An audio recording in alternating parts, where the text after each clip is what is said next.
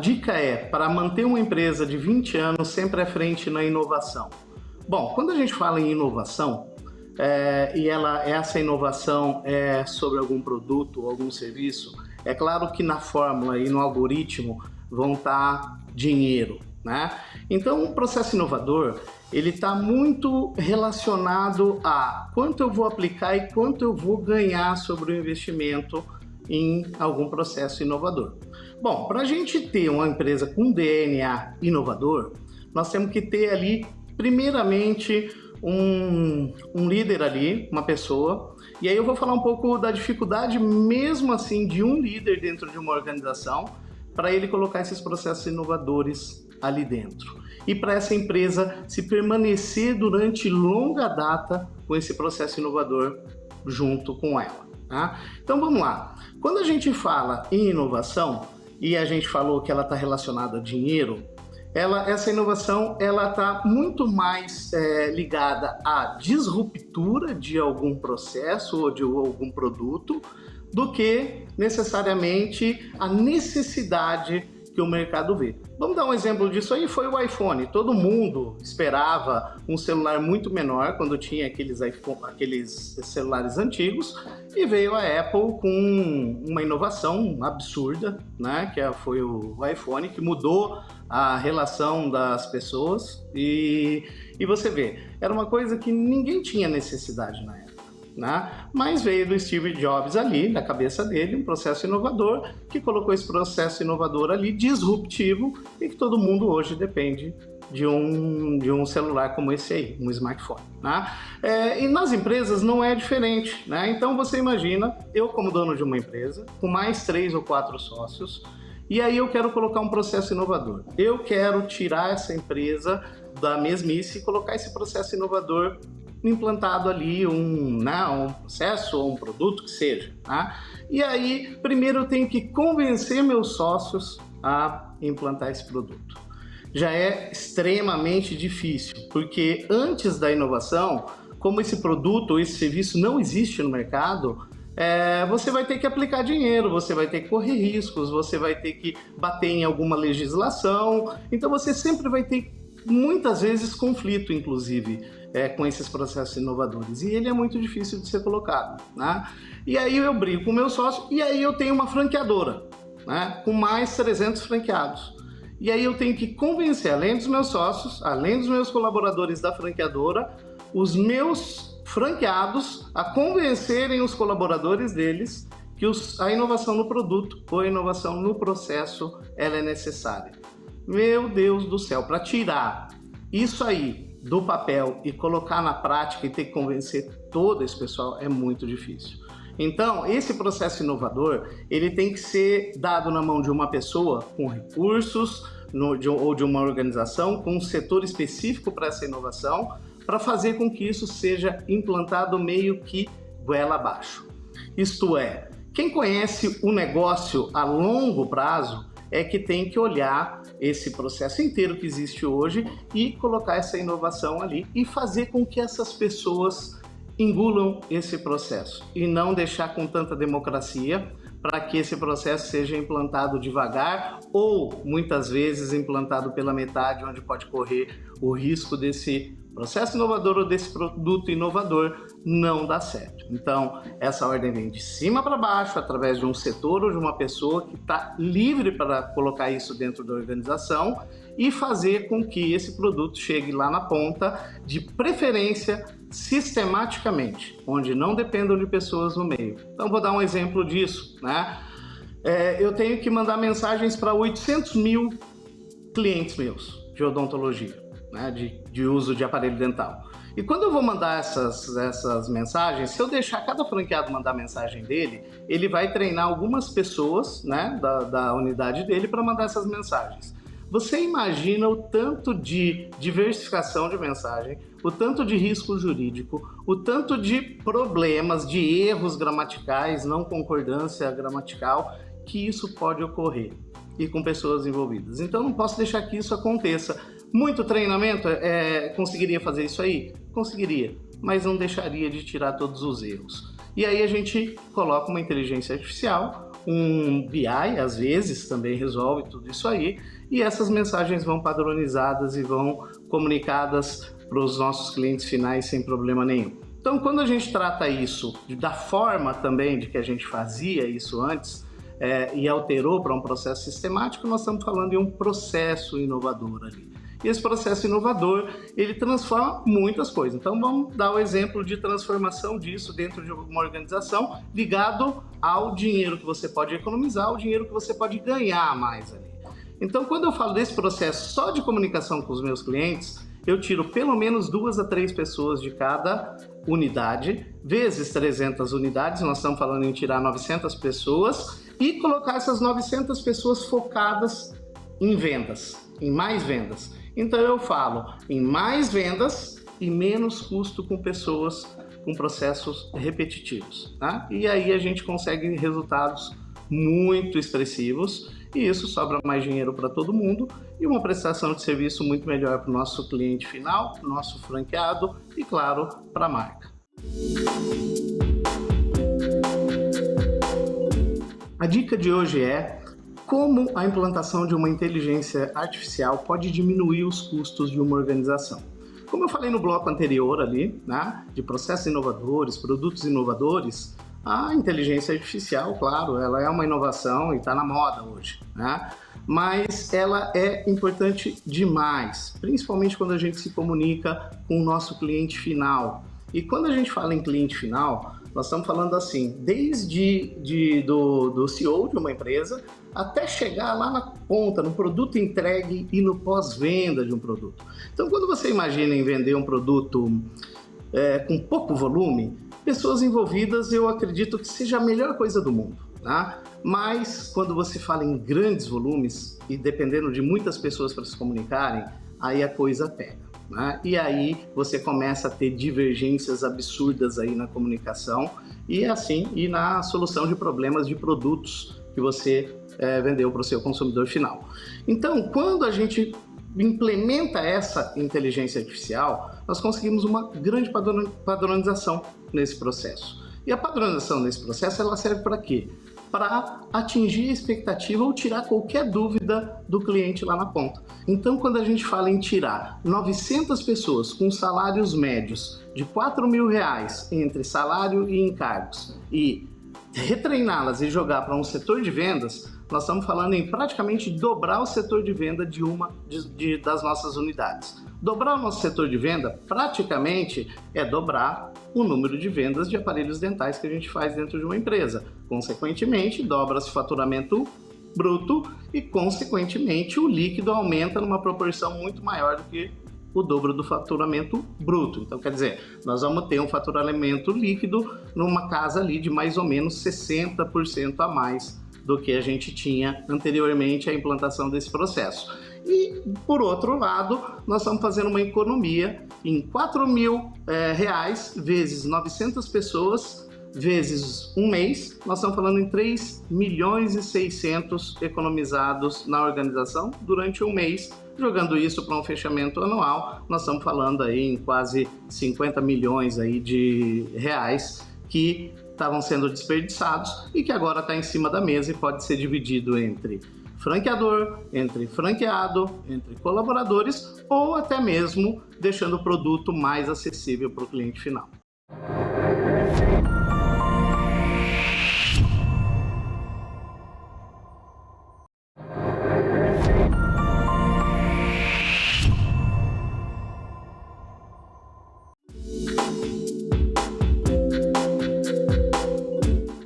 A dica de hoje é como transformar um negócio individual em uma franquia ou em uma franqueadora e fazer com que todas essas lojas tenham o mesmo padrão. Bom, então para começar, você tem que ter na tua mão um bom negócio, um bom modelo de negócio e um bom plano de negócio. Ninguém vai fazer uma franquia e vender uma franquia, né, de uma forma que não dê dinheiro para quem você vai vender essa loja. E aí entra grandes problemas aí na legislação do franchising, né? Existem sim franqueadores que não têm lojas e soltam franquias no mercado. E aí vai de quem vai comprar uma franquia estudar muito bem esse cenário para não cair na mão de uma franqueadora, né, ou de uma franquia com esse perfil. Então, se você tem uma boa loja, um bom modelo de negócio, com manuais bem escritinhos, né, o que o teu atendente da recepção vai falar, ou o que o vendedor do sapato vai fazer, ou o que o vendedor ou o gerente da maquiagem vai ensinar para a menina que vai mostrar o produto ali dentro da loja. Então é sobre isso que a gente está falando, é ter esses manuais em tudo, desde a limpeza até processo de venda, processo de marketing, processo daí N processos ali. E aí a gente fala que não é uma coisa tão simples. Quando a gente olha um franqueado hoje, e o franqueado ele pensa assim, eu vou entrar numa franqueadora, eu vou pegar o know-how e eu vou sair dessa franqueadora depois.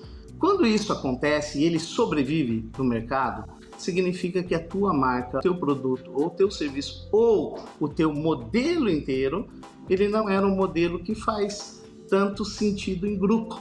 Então vamos dar um exemplo de uma corrida de carro, onde nós vamos colocar um piloto profissional, nós vamos colocar um piloto que não é profissional, nós vamos colocar alguém que não tem carteira e nós vamos colocar crianças dentro de uma corrida em um autódromo. E esse autódromo, ele tem vários buracos dentro da pista de corrida. E aí eu falo para você, tá, legal, como é que nós vamos fazer para que todos esses corredores, numa estrada toda esburacada, tenham igualdade? Quando a gente fala em franquia, nós estamos falando na coletividade, não na individualidade. Então, para o piloto profissional, aquilo vai ser uma maravilha, né? Ele vai se destacar. Mas e o resto de que está correndo com ele? Será que vão conseguir se destacar? Não vão conseguir.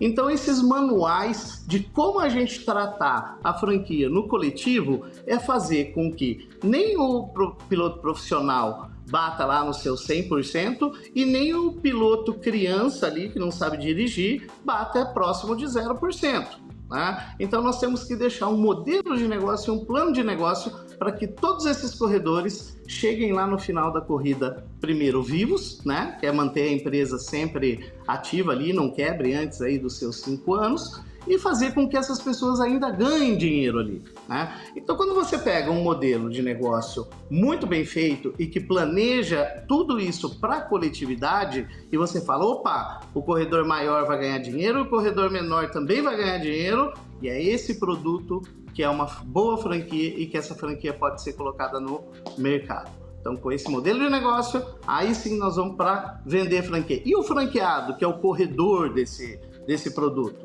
né? Pô, o franqueado ele não entende do carro. Quem tem que entender do carro, quem tem que entender da pista, quem tem que entender da jardinagem ou do tapetão, do jurídico ali, é o franqueador. O franqueado ele só vai correr dentro daquele carro e dentro daquela pista. Tá? Então é isso, cada um fazendo a sua parte. A franqueadora cuida de todo o resto, o franqueado só dirige e ele tem que chegar lá na ponta com tudo que o franqueador deu para ele, chegar vivo lá na ponta e com bons resultados. Isso é uma boa franquia, né? Então, se você tiver uma loja, um produto ou um serviço onde você já vendeu isso durante um determinado tempo, teve sucesso na sua loja, aí sim a gente consegue conversar para transformar essa loja em uma franqueadora ou essa loja na primeira unidade de uma franquia.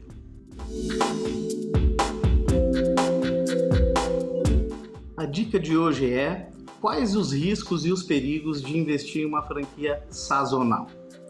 Bom, quando a gente fala em franquia, nós estamos falando em duas coisas, né? Nós estamos falando em escala, em ter várias lojas, em um máximo de locais possíveis, e nós estamos falando no menor período de tempo, tá? Então, quando a gente usa esse tempo, né, e uma pulverização muito grande, nós estamos falando num país como o Brasil, ou nos países maiores onde aceitam grande volume de unidades franqueadas, nós estamos falando em países que têm muitas diferenças, não só de clima, não só de relevo, não só de cultura, mas nós temos N diferenças ali, que isso tem que ser colocado no papel.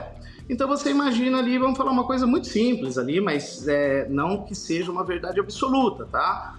Mas vamos falar de uma sorveteria, né, que virou uma franqueadora lá no Nordeste do país. E lá no Nordeste do país, essa franqueadora, ela tem o sorvete, ou no Norte, o sorvete de cupuaçu, de cajá, e aí vai, tá?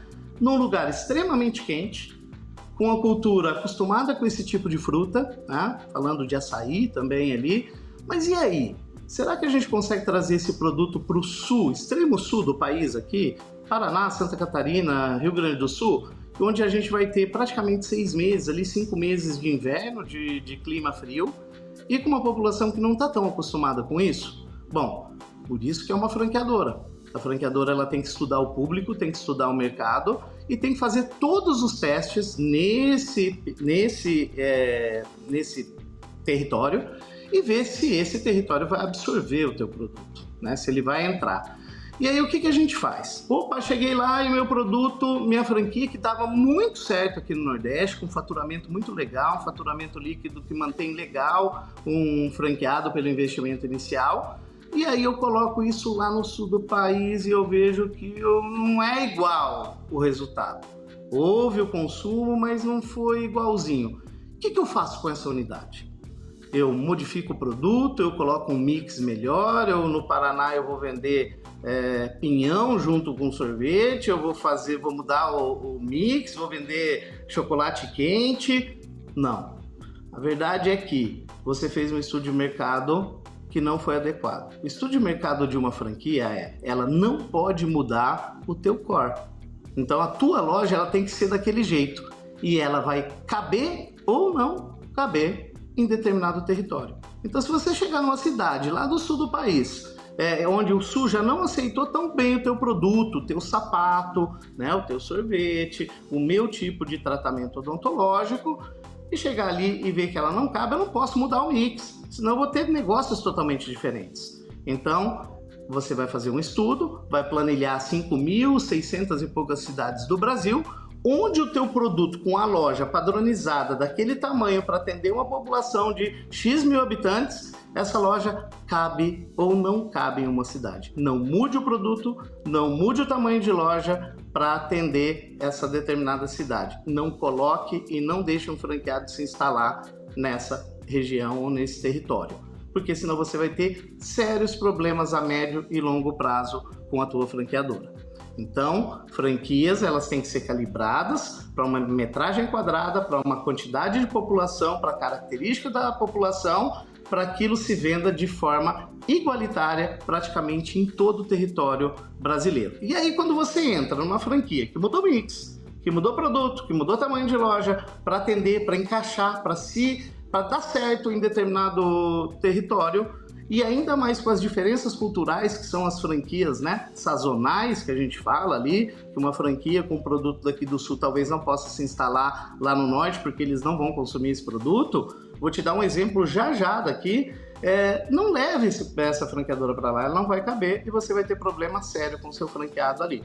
Então, quando a gente fala dessa sazonalidade, os riscos são muito grandes, principalmente quando o teu produto é um produto que não foi muito testado em uma determinada região. Vou dar um exemplo daqui da minha cidade, de quando veio para cá, 15 anos atrás, as pizzas em cone. As pizzas em cone, elas já não tinham uma aceitação no mercado. Não tinham, né? Ela vende talvez quando há novidade, mas o franqueador já sabia que aquela pizza em cone não ia vender. Só que era o produto que ele tinha para vender franquias, para tirar dinheiro de um franqueado, né, e usar para ele ali, já sabendo que aquela loja não ia dar certo. E esse cara foi em determinado programa e vendeu um monte de franquias ali, em uma noite só. Tá? E aí, você monta uma franquia dessa, com um produto sazonal, que às vezes nem tinha sido testado, e quando você vê em 6 meses, em um ano, essa tua loja não está dando resultado. Então os produtos sazonais eles têm que ser tratados com muito cuidado, ter um estudo muito profundo, conversar com quem opera as lojas, né, dessa determinada franquia que você quer investir, e quando você conversar com muitas pessoas dessas lojas e que elas realmente sejam franqueadas, converse com um bom franqueado, com um mau franqueado, de norte a sul do país, pode até ser por telefone. E quando esse cara te falar como é que é a operação dessa loja, aí sim você vai entrar num negócio desse. Se não, negócios sazonais com menos de 2, 3, 5 anos, não entra, não corra esse risco junto com o franqueador que não sabe o que está fazendo.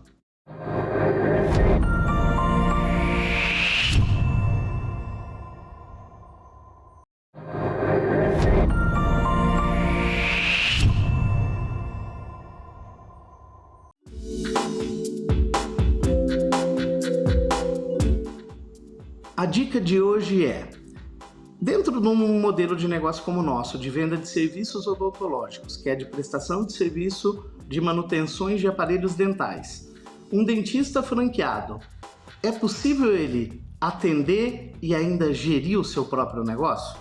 Bom, quando a gente fala em franqueado e na atividade final, a odontologia, assim como vender chocolate, assim como vender sapato, assim como vender comida no shopping, ela é um negócio como outro qualquer, que vai ter uma gestão no meio ali. O produto final praticamente pouco nos importa, né? Tem que ser um produto de uma linha muito boa, isso aí é uma obrigação, não é um diferencial.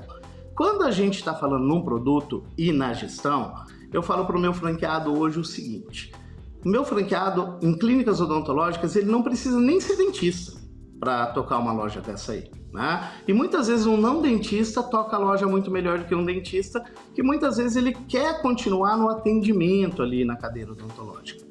Aí muitos conflitam com: putz, será que eu vou ficar só na gestão, não vou poder atender nunca mais na minha vida? Pega uma sexta-feira, faz um projeto social dentro da tua unidade e atenda, mate a vontade de atender dentro de uma sexta-feira à tarde, né? Faça o seu programa social ali na tua cidade, mas no resto do tempo você vai ter que gerir o teu negócio. Você colocou dinheiro para abrir uma loja, seja uma loja de 30 mil reais, 100 mil reais, 1 milhão de reais. O dinheiro que você colocou ali é seu e é você que vai ter que cuidar daquele dinheiro. Então você imagina você atendendo como dentista e recepcionistas e enfim, todo o setor teu ali, vendedores, mexendo com o seu dinheiro.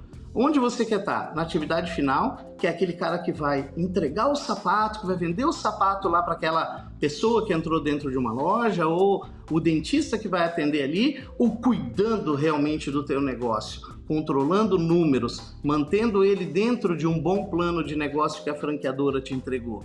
Eu, Fernando, acredito que eu devo estar no controle, eu devo estar ali, ó, esse indicador meu tá baixo, eu tenho que trabalhar esse indicador, junto com a consultoria de campo da franqueadora, eu vou analisar esse indicador e vou colocar ele lá na frente. Se eu estivesse atendendo, pois eu também sou dentista, eu ia negligenciar muitas vezes esse indicador, tá? Então, eu falo para os meus franqueados que você agora é dono de um negócio, você agora é um empreendedor, você é um empresário e você tem que cuidar do dinheiro que você investiu e é no controle desses números que você vai fazer esse cuidado. O produto da ponta, né? Você treine outras pessoas para que essas pessoas atendam também da melhor forma possível, mas o cuidado com esse teu dinheiro, com esse investimento é seu.